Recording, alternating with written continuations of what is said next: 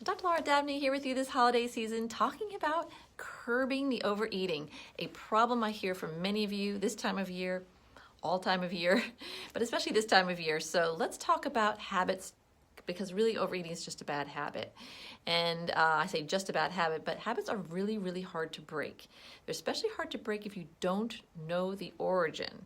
And there's lots of different origins to overeating. That's why when you start indulging in this diet or this supplement or this mantra, it often doesn't work, and then you get discouraged. But it really isn't that they don't work, they just work for a certain type of overeating. So where your overeating comes from is super important.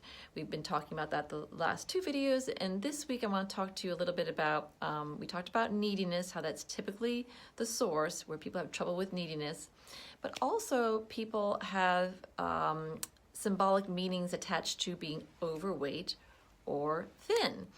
Interestingly, I had a patient who had a gastric bypass, and she was thrilled to death. She started losing weight. She looked great, but she started saying, "I feel bony," and she kept saying it in this negative way. So I finally asked her what to associate to bony and what that meant to her, and it was all negative. It was hard, edgy, unapproachable. It was just very interesting to see that she then started gaining weight and actually wanted to have another gastric bypass, but they told her no because she'd failed the first one. So we had to get to the bottom of that. What if you think you look bad or you're unapproachable or something's negative about being thin, of course you're not going to get there. So that was with her, and overweight tends to be associated with kind, soft, warm. In a lot of our media and a lot of our advertising, we see this association, and so a lot of people buy that, that somehow they're softer, warmer if they're overweight.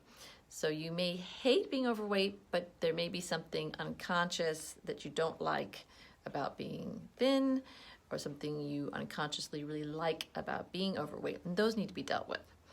Also, I always encourage people to look back at the patterns of eating when they were young. This is so important, and unfortunately, I get a lot of people who say, "I don't want to blame my parents, I don't want to blame my family." We don't want to blame anybody.